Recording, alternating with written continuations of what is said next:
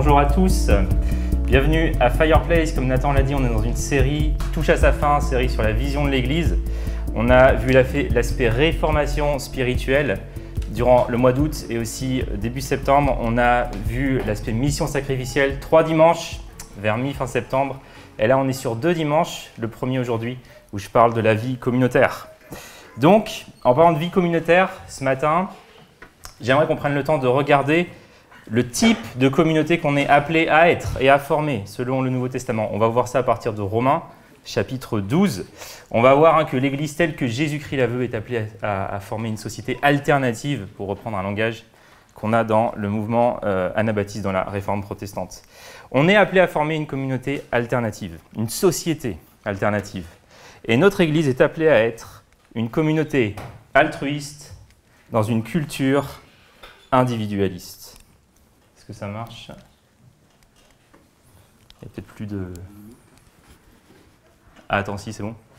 C'est toi? Bon, bah, je pense que je vais compter sur toi, Olivier. Je crois pas que ça marche. Donc, une communauté altruiste dans une culture individualiste. C'est cette idée que je vais développer ce matin. Ça sonne bien, peut-être, ça rime, voilà, vous apprécierez la rime. Mais en tout cas, qu'est-ce qu'il y a derrière ça? Qu'est-ce que ça veut dire, une communauté altruiste dans une culture individualiste? Il y a bon nombre d'experts qui affirment que Paris, c'est la ville en France où l'individualisme est le plus prononcé. Et Paris, c'est l'une des villes les plus individualistes au monde, avec New York, San Francisco, Londres, Tokyo et Los Angeles.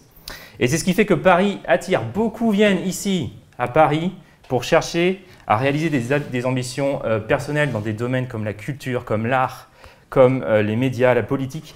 Dans une ville comme Paris, il y a une concentration d'opportunités incroyable, on le sait.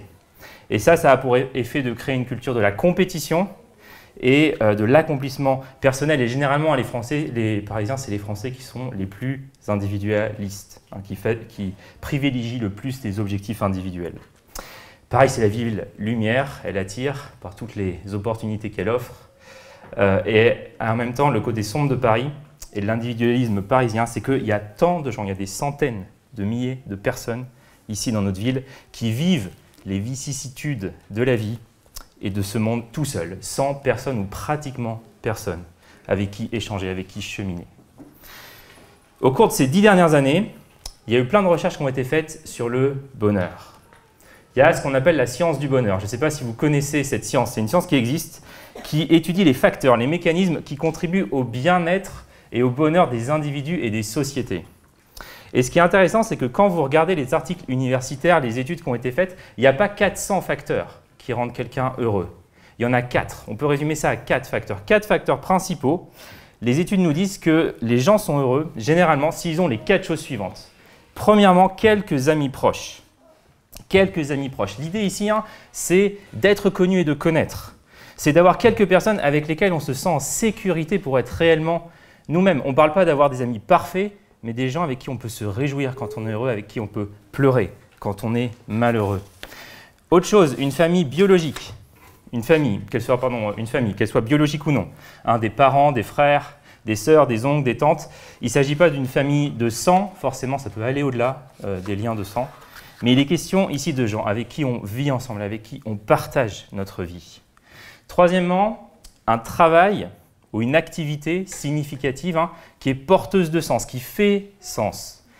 Et peu importe si ce travail il est dur ou non, peu importe si ce travail nous offre des perspectives de carrière qui semblent excitantes ou non, si j'ai l'impression, quand je vais au travail, que ce que je fais contribue à la bonne marche de la société, au développement, à l'épanouissement de l'être humain, même à un niveau très ordinaire, alors en fin de compte, ça contribue à faire que je me sente bien dans la vie. Et enfin, une théologie ou une philosophie. Pour donner un sens non seulement à la vie, mais plus important encore, donner un sens à la souffrance et à la mort. Et ça, c'est exactement ce que le sécularisme ne peut pas nous apporter. Le sécularisme, on est incapable. C'est la chose qu'il ne peut pas nous donner. Donc 4 choses. Les amis, la famille, la vocation, la religion. Et ce qui est frappant, c'est que quand vous prenez ces 4 choses, vous vous rendez compte que dans notre génération actuelle, il y a comme un vide dans ces 4 domaines.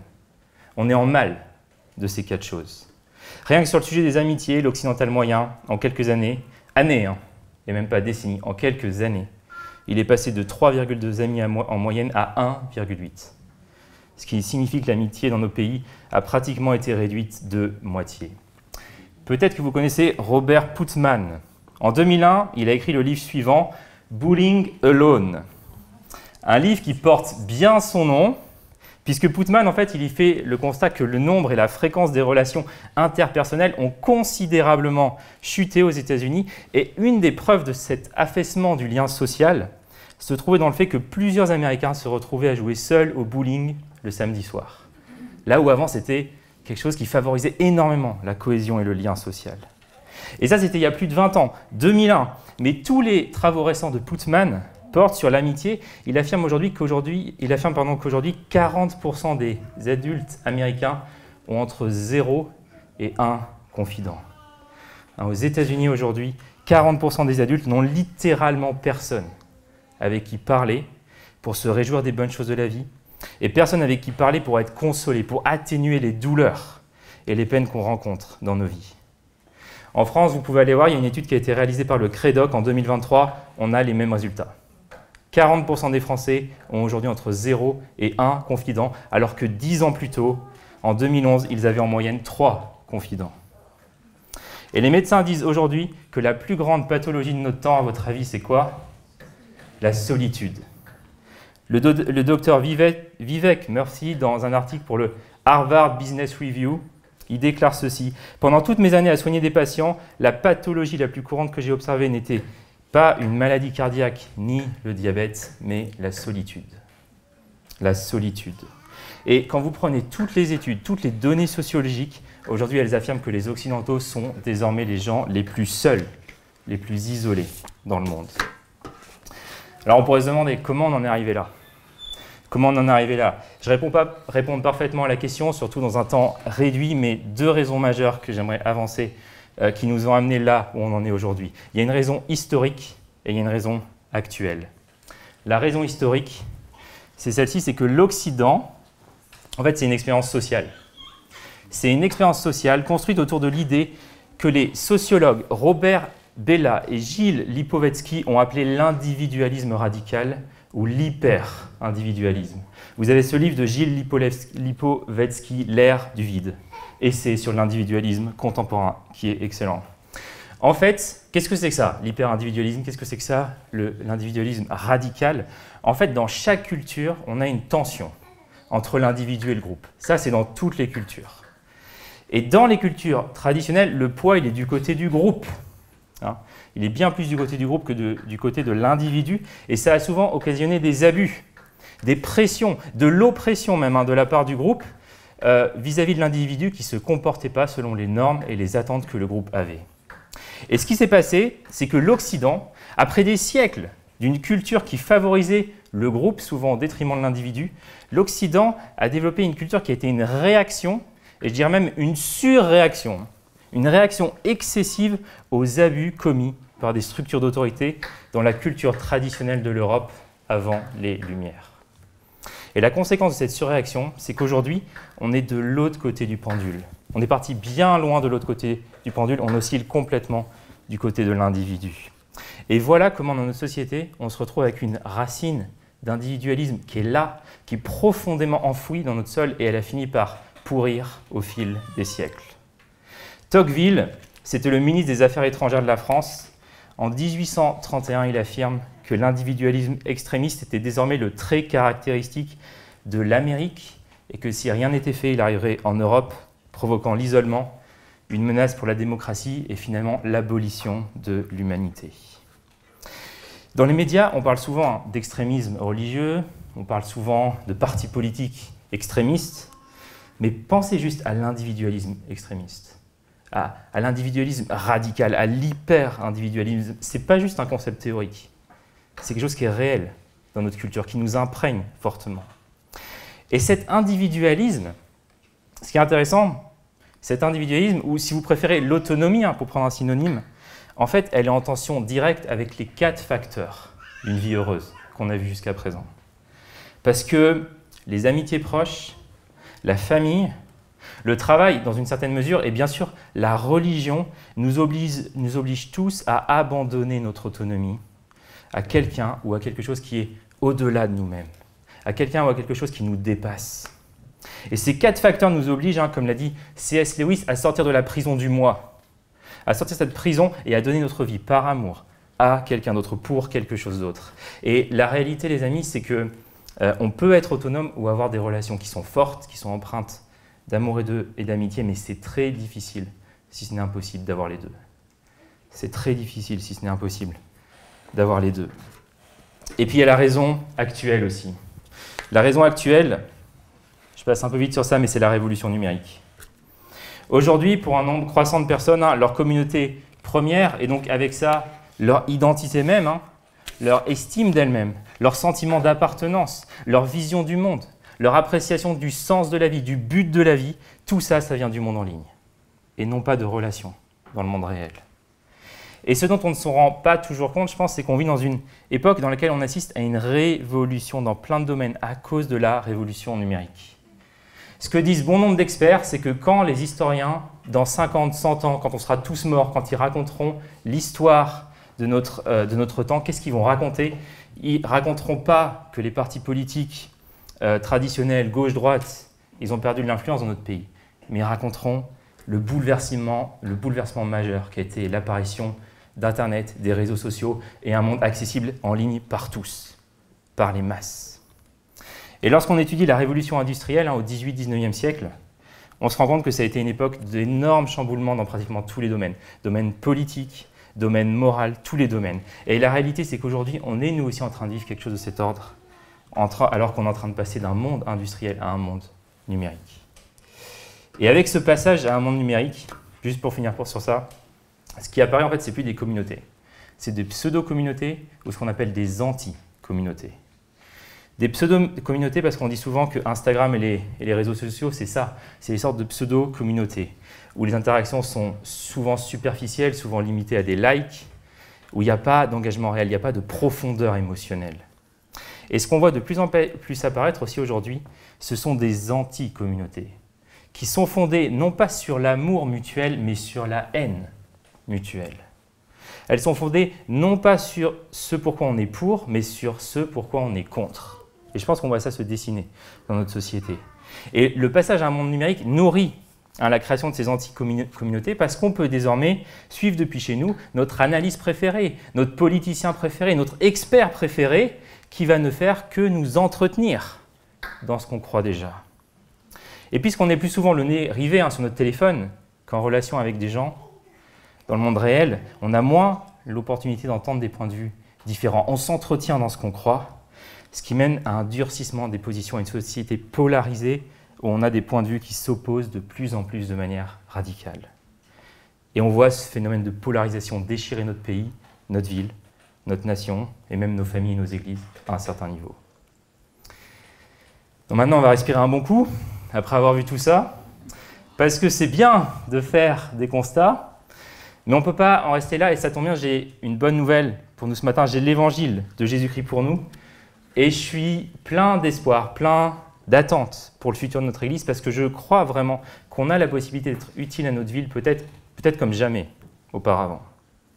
Et dans le Nouveau Testament, particulièrement Romains 12, on trouve une vision qui est incroyable, qui est magnifique de l'Église, en même temps qui est tellement honnête, qui est tellement réaliste de ce que l'Église de Jésus est appelée à être en tant que société alternative qui va venir directement confronter, s'opposer à l'individualisme de notre temps. Donc on va prendre Romains 12, on va lire Romains 12, versets 1 à 21. Ça va jusque-là, après cette longue introduction, mais je pense qu'il était nécessaire. Romains 1, versets 1 à 21. C'est l'un vraiment des passages préférés sur la communauté, un de mes passages préférés sur la communauté dans tout le Nouveau Testament. Rapidement, un peu de contexte. Avant d'arriver à notre chapitre, ça fait déjà 11 chapitres que l'apôtre Paul écrit. Il a commencé par rédiger 8 chapitres de théologie super denses, super profonds, qui parlent de ce que Dieu a fait pour nous. Qu'est-ce que Dieu a fait pour nous? Non seulement pour nous, mais aussi pour la création, en Jésus, à travers la venue de Jésus, à travers sa vie, sa mort, sa résurrection, son ascension et la venue de son Esprit Saint. Tout tourne autour de ce que Dieu a fait. Et les chapitres 9 à 11, ensuite, ça nous parle de ce que Christ a fait dans l'Église. Comment, de deux groupes qui se détestaient, dans lesquels il y avait de l'oppression, de la violence, des douleurs, les Juifs d'un côté et les païens. Comment en Christ, on a une seule communauté qui est là? Comment les croyants sont maintenant réunis ensemble pour vivre en tant que famille? Et là, on arrive au chapitre 12, et tout ce qu'on va lire maintenant, c'est à comprendre à la lumière des 11 chapitres précédents qui parlent de ce que Dieu a fait en Christ et de ce que Christ a fait dans l'Église. Et voilà juste la vision concernant la façon dont on doit vivre ensemble en tant que disciples de Jésus, qui auparavant dans le passé étaient irréconciliables. Donc je vais lire le texte, je vais le commenter brièvement. Je prends verset 1. « Je vous recommande donc, frères et sœurs, à cause de cette immense bonté de Dieu. » Ça, c'est le résumé de Paul des 11 premiers chapitres de la lettre. L'immense bonté de Dieu, tout se résume à ça. Je vous recommande donc à lui offrir votre corps, c'est-à-dire tout votre être, pas juste votre esprit, pas juste votre système de croyance, mais tout votre être comme un sacrifice vivant, saint et qui plaise à Dieu. Ça sera là de votre part un culte raisonnable. Ne prenez pas comme modèle le monde actuel, ne vivez pas comme Paris, ni comme la France, ni comme l'Occident, mais soyez transformés par le renouvellement de votre intelligence pour pouvoir discerner la volonté de Dieu, ce qui est bon, ce qui lui plaît, ce qui est parfait. Juste une pause ici pour vous dire que la première métaphore de Paul pour l'Église, c'est la famille. Il y a le terme adelphos ici en grec, frères et sœurs. Et Paul ici, il se réfère à l'enseignement de Jésus en Marc 4, où Jésus dit « Ma famille, mes frères et sœurs, ce sont ceux qui font la volonté de Dieu. » Et donc on n'est pas une famille construite autour d'une idéologie politique ou sur la base de liens de sang ou d'une identité ethnique, mais sur la base de vouloir faire ensemble la volonté de Dieu. Ça, c'est la première métaphore de l'Église, la famille. Prochaine métaphore, verset 3. « En vertu de la grâce qui m'a été faite, voici ce que je dis à chacun d'entre vous. N'allez pas au-delà de ce à quoi vous devez prétendre. Tendez au contraire à une sage appréciation de vous-même, chacun selon la part que Dieu lui a confiée. » Autrement dit, l'humilité. L'humilité comme préalable indispensable à la communauté dont Paul s'apprête à parler maintenant. Chacun de nous a, dans un seul corps, de nombreux organes. Mais ces organes n'ont pas la même fonction. De même, alors que nous sommes nombreux, nous formons ensemble un seul corps par notre union avec Christ, et nous sommes tous, chacun pour sa part, membres les uns des autres. Et nous avons des dons de la grâce différents que, dans sa bonté, Dieu nous a accordés. Pour l'un, c'est la prophétie.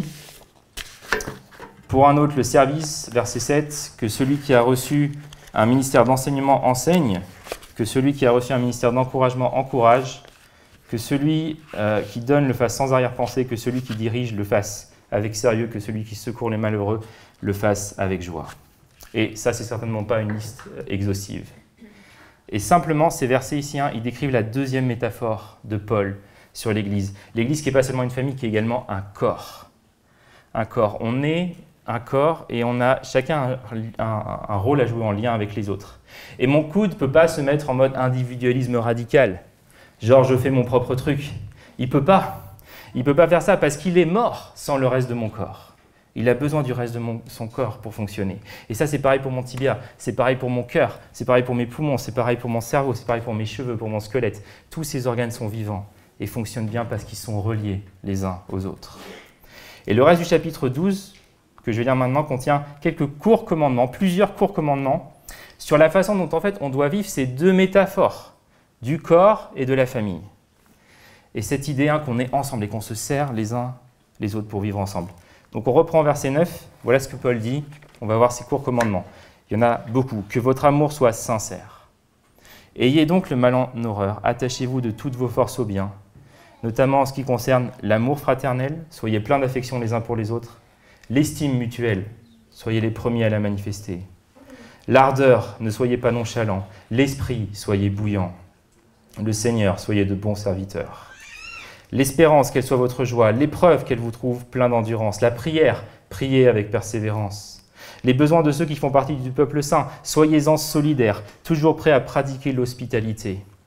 Demandez à Dieu de faire du bien à ceux qui vous persécutent. Oui, demandez du bien pour eux, ne demandez pas du mal. Partagez la joie de ceux qui sont dans la joie, les larmes de ceux qui pleurent. Ayez les uns pour les autres une égale considération. Ne visez pas à ce qui est trop haut, mais laissez-vous attirer par ce qui est humble. Ne vous prenez pas pour des sages. Au passage, notez quelque chose, l'humilité ici, c'est le seul commandement que Paul répète, parce que, encore une fois, l'humilité est la condition préalable à la communauté. Sans humilité, il n'y a aucune chance que ça fonctionne. Verset 17, ne répondez jamais au mal par le mal. Cherchez au contraire à faire ce qui est bien devant tous les hommes. Autant que possible, dans la mesure où cela dépend de vous, vivez en paix avec tous les hommes. Mes amis, ne vous vengez pas vous-même, mais laissez agir la colère de Dieu, car il est écrit, c'est à moi qu'il appartient de faire justice. C'est moi qui rendrai à chacun son dû. Mais voici votre part, si ton ennemi a faim, donne-lui à manger. S'il a soif, donne-lui à boire. Par là, ce sera comme si tu lui mettais des charbons ardents sur la tête, ce qui signifie qu'on est appelé à surpasser notre ennemi en amour. John a mentionné ce verset dans la vidéo de la semaine sur les proverbes, je vous invite à aller la voir. Et enfin, la phrase récapitulative de ce chapitre, verset 21, ne te laisse pas vaincre par le mal. Au contraire, soyez vainqueurs du mal par le bien. Voilà pour le chapitre de Romains 12. Je ne sais pas comment vous réagissez à la lecture d'un tel texte. Moi, je trouve ça incroyable. Peut-être c'est parce que j'ai passé une bonne partie de ma semaine sur ce texte, mais je crois qu'il y a une vision assez importante, assez magnifique de la communauté ici. Et il y a tellement qui est dit, et je me suis dit comment je vais pouvoir résumer, parce qu'il y a tellement à retenir. Et en fait, ce que je vais faire là, c'est reprendre ce que dit le pasteur John Mark Comer. On avait parlé de lui quand on a parlé de réformation spirituelle. Il a proposé ici une sorte de synthèse en 3 commandements de tous ces versets, et je la trouve vraiment pertinente. Donc on va voir ça. Premièrement, tu peux y aller Olivier, ouais merci. Pardonner à l'autre et se pardonner, de ne pas être Dieu. Pardonner à l'autre et se pardonner de ne pas être Dieu. Aucune église, aucune communauté, aucune relation, aucun ami, aucun conjoint, aucune famille, aucun parent, aucun enfant, aucun pasteur ne peut être à la hauteur de toutes nos attentes. Tout le monde et toute chose, à un moment ou à un autre, nous déçoit, y compris nous-mêmes. Y compris nous-mêmes. Nous-mêmes, on ne peut pas être à la hauteur de nos propres attentes parce qu'on est humain. C'est-à-dire qu'on est capable de choses magnifiques, mais aussi on porte tous le péché dans le plus profond de notre cœur, dans notre code génétique. Souvent, en tant que chrétien, on aime aller voir Acte 2, et on présente ça comme le modèle de l'Église. L'Église primitive en Acte 2, c'est magnifique. Soyons comme l'Église primitive. On doit ressembler à l'Église primitive. Et Acte 2, c'est super. Mais voilà, j'ai juste envie de vous dire, avec amour, continuez à lire. Continuez à lire les actes. Parce que Acte 2, ce n'est pas la fin de l'histoire. On ne s'en rend pas toujours compte, mais en Acte 2, l'Église est toujours dans sa phase de lune de miel. Et la même Église, à Jérusalem, elle va être confrontée, quand vous suivez la lecture du livre, elle va être confrontée au racisme, à l'inégalité des revenus, à la persécution, à la division dans le leadership, aux faux enseignements, aux débats sur la théologie, aux désaccords sur des questions secondaires et à la confusion sur ce qu'il convient de faire. Tout ça pour vous dire, le livre des Actes, il est magnifique, mais il n'est certainement pas utopique. Et tellement de gens dans notre génération sont désillusionnés par l'Église. Et je crois que souvent, en partie, en fait, c'est pour de bonnes raisons. Pour de bonnes raisons. Parce que c'est vraiment difficile pour certains d'entre nous de comprendre, de digérer certaines des choses qui sont faites, qui sont dites par d'autres personnes qui prétendent suivre le Christ. Et parfois, c'est beaucoup de désillusion. Mais quand on y pense, peut-être pour prendre une autre perspective sur ça, c'est peut-être pas si mauvais. Pourquoi je dis ça? Parce qu'en fait, être désillusionné, c'est être dépouillé d'une illusion. Pensez à l'étymologie de ce mot. Être désillusionné, c'est être dépouillé d'une illusion. Et c'est peut-être pas si mauvais que ça, d'être dépouillé d'une illusion. Voici ce que dit le théologien allemand Dietrich Bonhoeffer dans son livre de la vie communautaire. Un livre magnifique sur la vie communautaire, il l'a écrit après son expérience à Finkenwald, où il a vécu en communauté entre 1935 et 1937. Et il dit, le plus tôt ce choc de la désillusion arrive à un individu et une communauté, le mieux c'est pour l'un et pour l'autre. Toute image illusoire qui se trouve introduite dans la communauté chrétienne empêche la communauté authentique et doit être brisée pour la communauté chrétienne, pour que la communauté chrétienne puisse vivre. Celui qui aime son rêve de la communauté plus que la communauté elle-même devient un destructeur de cette dernière. Je relis ça, celui qui aime son rêve de la communauté plus que la communauté elle-même devient un destructeur de cette dernière, quelle que soit l'honnêteté, le sérieux et le dévouement qu'il exprime personnellement dans ses intentions. C'est facile d'aimer son rêve de la communauté, mais quand on fait ça, on n'est pas en train d'aimer quelque chose de réel. C'est facile d'aimer l'idée de communauté, c'est facile d'aimer l'idée d'église, c'est facile d'aimer l'idée d'une relation, c'est facile d'aimer l'idée du mariage, c'est facile d'aimer l'idée de la parentalité, c'est facile d'aimer l'idée d'une amitié. Mais c'est beaucoup plus difficile d'aimer Ben qui est à l'autre côté de la table et qui parle toujours avec la bouche pleine de nourriture. Ou c'est beaucoup plus difficile d'aimer Sarah, qui ne sera jamais là, parce qu'elle a toujours quelque chose à faire, elle ne sera jamais là pour nous filer un coup de main pour nettoyer la cuisine ou pour laver la vaisselle, elle doit toujours partir. Et c'est pour ça que j'aime tellement ce que Paul dit en Romains 12. Il est honnête, enfin c'est honnête ce qu'il dit, c'est beau mais c'est honnête. Parce que Paul présume qu'il y a des tensions dans l'Église. Il présume qu'il y a des conflits interpersonnels, que certains ne veulent pas voir d'autres personnes, que certains veulent juste s'enfermer dans leur maison et être seuls, que certains veulent se venger des gens qui les ont blessés, que certains sont enflés de fierté et d'orgueil, que certains ne veulent pas partager ce qu'ils ont, que certains sont jaloux, que certains ne veulent pas écouter les autres. Et Paul, il part du principe que toutes ces choses sont en nous. Toutes ces choses sont en nous. Et il appelle l'Église hors du péché, hors des illusions, hors des rêves destructeurs, pour vivre ensemble en tant que famille et en tant que corps. Juste un mot encore sur cette partie. Prenons simplement garde à une chose, les amis. Une chose contre laquelle il me semble Paul lui-même nous met en garde, c'est que dès qu'on se crée une position d'orgueil, dès qu'on se crée une position de mépris, du style « je suis bon mais l'Église est mauvaise », mon comportement est bon mais ce comportement est mauvais. En fait, dès qu'on fait ça, on crée immédiatement une position de honte pour nous-mêmes. On crée une position de honte pour nous-mêmes. Parce que qu'est-ce qui se passe le jour où je ne réussis pas à vivre à la hauteur de mes propres attentes? Qu'est-ce qui se passe le jour où je ne suis pas suffisamment bon? Parce qu'aucun d'entre nous, la réalité c'est qu'aucun d'entre nous n'est toujours suffisamment bon, peu importe notre maturité, aucun de nous. Et bien ce jour-là, on va ressentir de la honte. Et en fait, les deux fonctionnent ensemble, le mépris et la honte.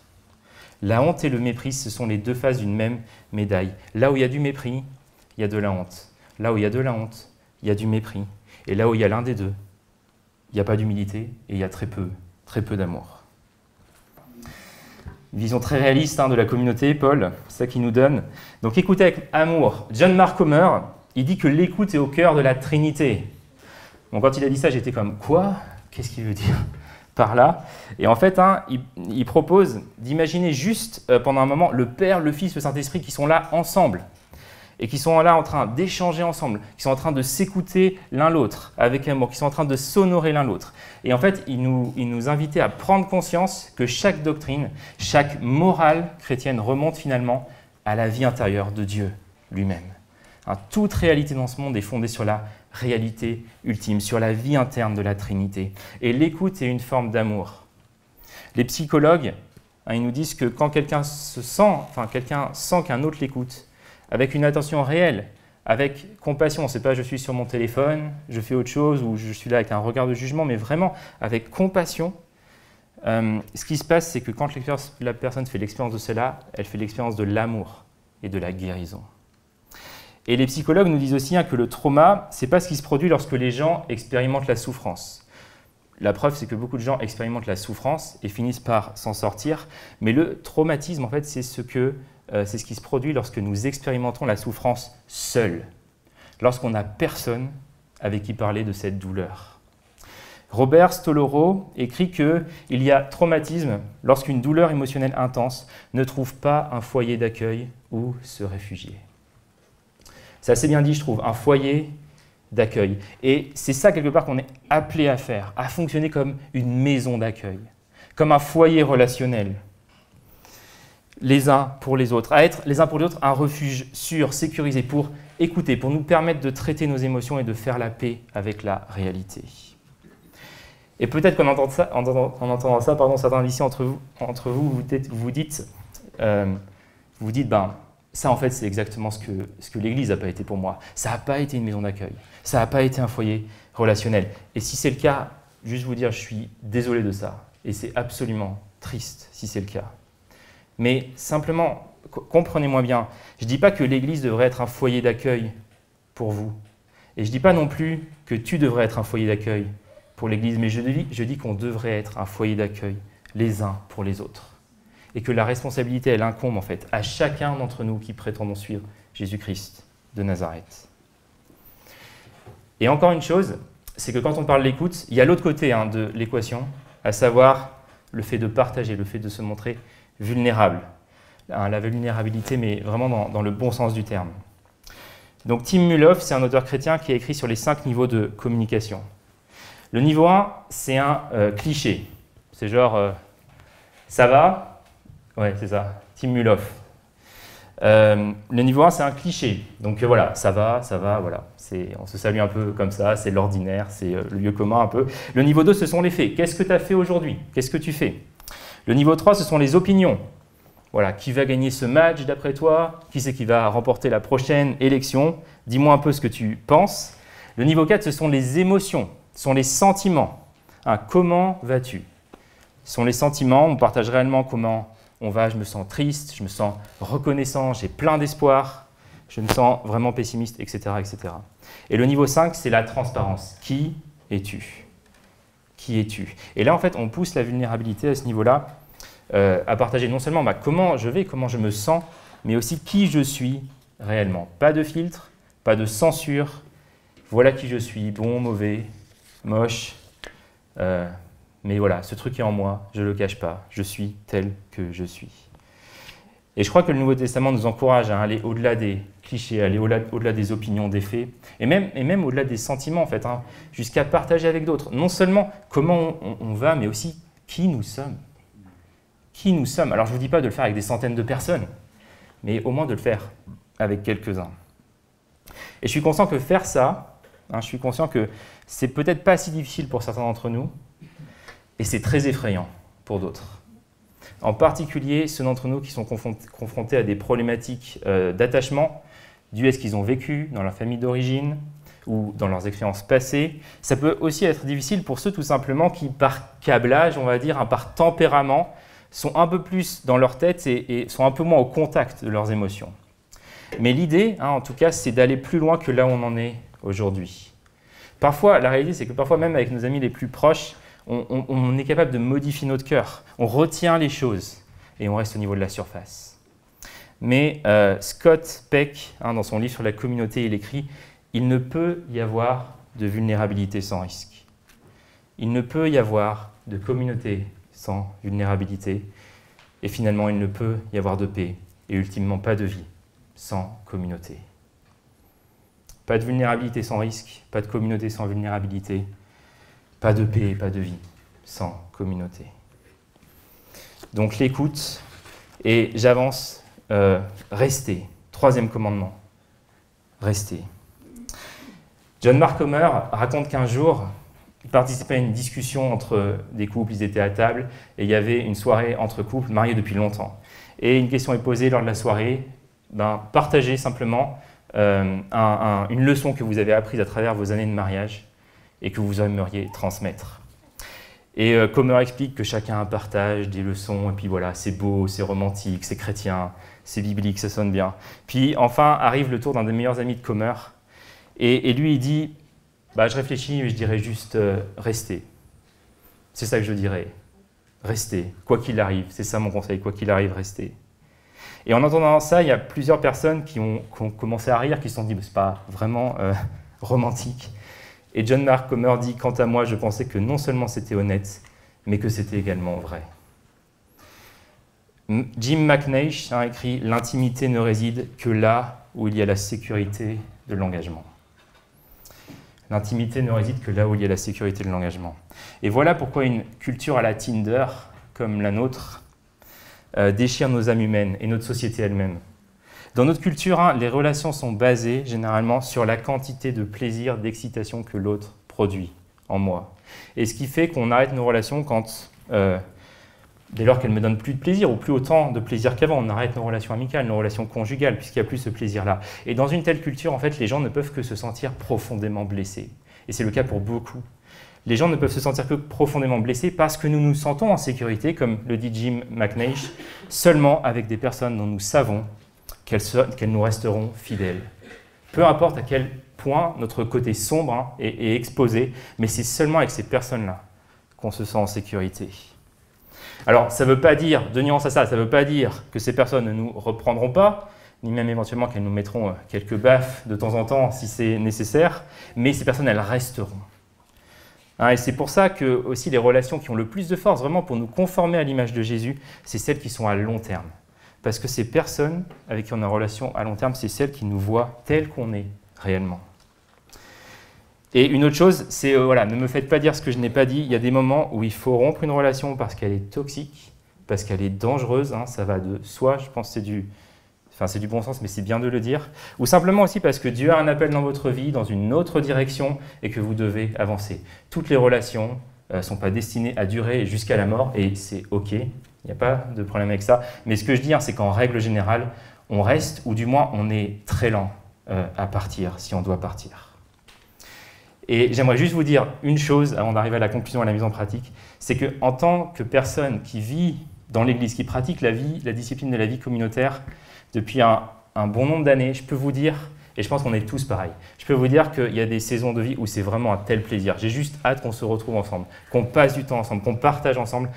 Et il y a des saisons où j'ai l'impression que je suis juste dans une discipline qui ne m'apporte pas grand-chose, de laquelle je retire pas grand-chose. J'ai l'impression que mes besoins ressentis ne sont pas satisfaits, j'ai même l'impression que la communauté, c'est ennuyeux. Et puis il y a des saisons où, vous savez, c'est un peu la zone grise. C'est ni mauvais, ni fou non plus.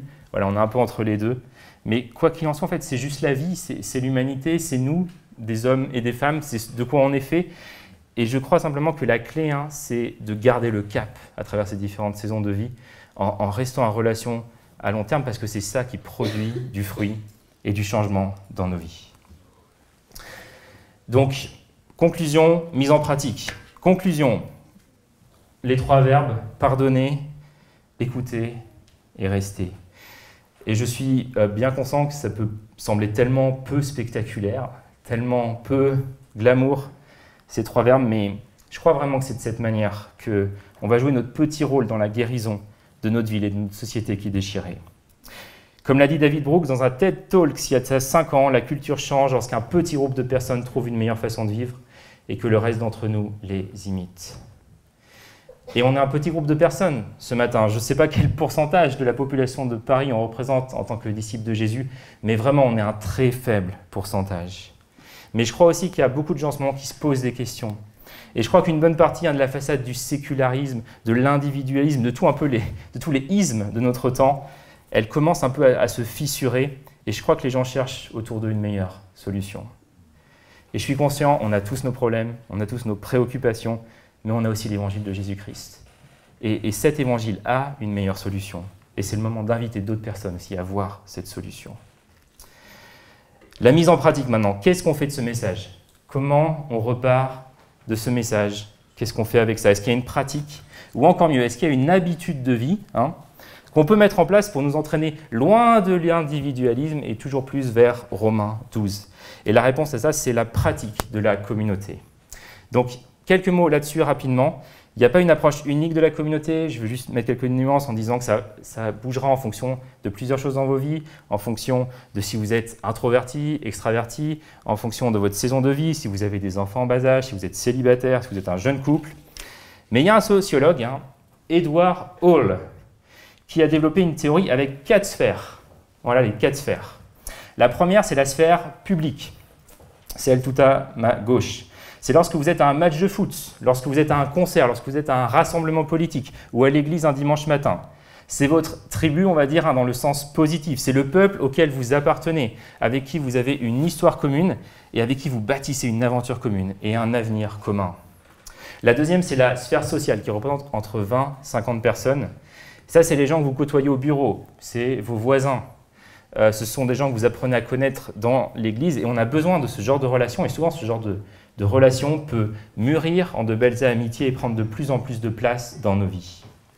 Ensuite, la sphère personnelle, ça, ce sont 5 à 12 personnes dont on est proche et qui nous rendent meilleurs et qui rendent notre vie meilleure. Et les psychologues issus de la mouvance de Carl Jung disent que 12, c'est à peu près le nombre de personnes maximum qui peuvent connaître notre part d'ombre. Ces personnes, c'est des gens qui peuvent effectivement déjà savoir réellement qui nous sommes. Et puis il y a la sphère de l'intime, et ça représente 2 à 4 personnes maximum. C'est votre conjoint, c'est votre confident, c'est votre meilleur ami, c'est votre colocataire par exemple. Et à Fireplace, simplement ce qu'on veut, c'est faire de notre mieux pour que chacun de nous on puisse avoir des relations dans les 4 sphères. La sphère publique, ce sont nos week-ends d'église, ce sont le festival, ce sont nos rassemblements d'église le dimanche matin. Et je crois que ce n'est pas à négliger, il y a quelque chose de puissant hein, quand on est là tout seul dans la semaine et on se dit est-ce que je suis le seul fou à croire ce que je crois par rapport à Jésus, à vivre comme je vis. Et là on arrive ici le dimanche matin et on se dit ah il y a des dizaines de personnes qui sont là aussi et qui pensent comme moi. C'est un peu comme l'effet Élie qui se dit je suis tout seul et là il apprend qu'il y a 7000 autres personnes qui sont avec lui. C'est un peu ça ces moments-là. On se dit on fait partie du peuple de Dieu, on construit une histoire commune, on se dit voilà qui on est, voilà où on va, voilà ce qu'on fait. La sphère sociale, c'est des événements qu'on organise comme tous au resto, qu'on va voir ce midi, ou encore week-end de gars, week-end de femmes, et on travaille à penser, à développer d'autres événements de ce type. La sphère personnelle, ce sont les braises, hein, les groupes de maison. Et l'intime, c'est un aspect qui n'est pas développé de manière officielle à Fireplace pour l'instant, qui je pense a vocation à le devenir, hein, alors que l'Église grandit. Et si cette prédication, au passage, évoque en vous l'idée de commencer peut-être, je ne sais pas, un groupe de croissance, un groupe de redevabilité à 2 ou 3 personnes, eh bien, super, voilà, on ne peut que vous encourager à ça. Mais simplement, je veux aussi être clair sur un point, tout ce que j'ai listé là, ce n'est pas une tentative de notre part de contrôler votre vie relationnelle, surtout pas, mais c'est juste notre tentative hein, de proposer différentes possibilités pour connecter les uns aux autres. Après, chacun prend les initiatives qu'il souhaite. Et j'insiste aussi sur une chose, hein, c'est que le but pour cette théorie des 4 sphères, c'est pas de passer du public à l'intime. Okay, c'est important, hein, parce que est-ce que vous imaginez si je devais être intime avec des centaines de personnes, je pense que tous les introvertis dans la salle là, se disent ah non, juste non, c'est mort, c'est pas possible. Mais le but, c'est pas ça. Le but, en fait, c'est c'est d'avoir des relations saines dans les 4 sphères. C'est ça le but. En sachant que pour la plupart des gens, la sphère publique est la plus facile à vivre et l'intime est la plus difficile. Donc le défi, hein, le domaine de croissance pour la plupart d'entre nous, c'est ce genre de relation où on est avec des personnes qui vont nous connaître tel qu'on est vraiment, des personnes avec qui je peux être moi-même, avec qui je peux parler de mes doutes, à qui je peux confesser mon péché, avec qui je peux partager mes peurs, ma colère, avec qui je peux traiter hein, toutes mes émotions. Et ce n'est pas narcissique, hein, parce que moi aussi j'apprends à être avec ces personnes, j'apprends à écouter, à entendre leurs peurs, à entendre leur colère et leur douleur. Et donc dans ce but, je vous propose 3 niveaux de pratique, mais encore une fois, ce n'est que des invitations. À vous de décider ce que vous voulez faire ou ce que vous ne voulez pas faire. Après tout, on est des individualistes. Donc voici quand même des propositions pour que vous puissiez avancer à votre rythme.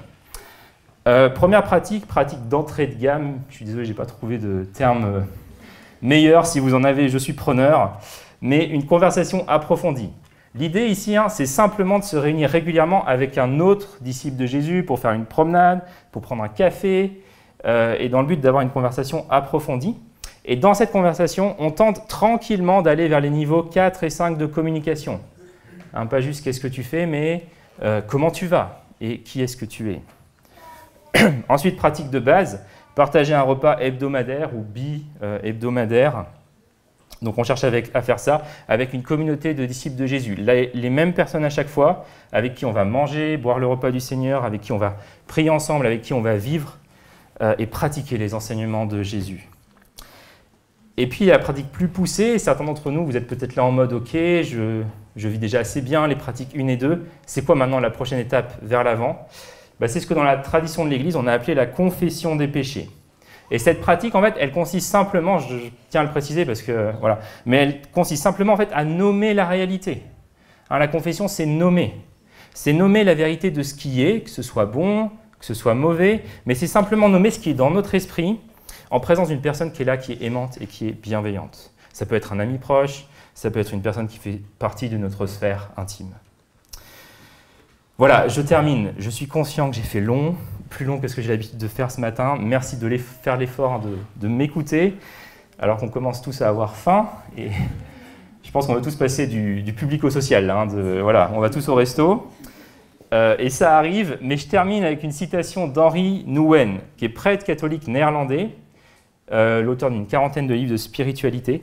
Dans une lettre, il répond à la question pourquoi est-ce qu'on a besoin de l'Église ? Pourquoi est-ce qu'on a besoin de l'Église quand on a les JO, quand on a Burger King, quand on a Instagram et l'individualisme? Et voilà ce qu'il dit.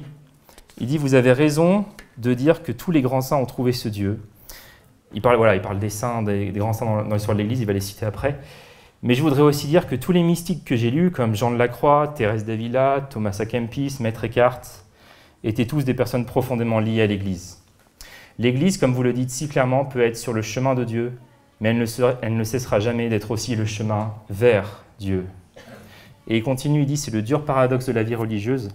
Lorsque nous délaissons complètement l'Église, nous finissons par perdre Dieu. À bien des égards, nous nous trouvons dans la même situation que Jésus au cours de sa vie.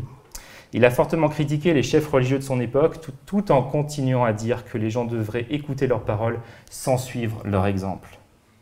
Bien que Jésus ait été très critique à l'égard des institutions religieuses de son temps, il n'a jamais suggéré que les gens pouvaient se passer d'elles, et cela est encore vrai aujourd'hui.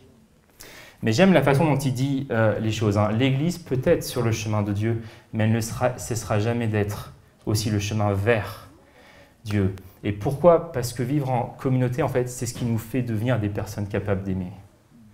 Il n'y a aucun moyen de devenir une personne aimante si on n'est pas en relation. Et le but de nos vies, en tant que disciples de Jésus, c'est quoi? C'est de devenir une personne qui vit et qui aime, comme Jésus.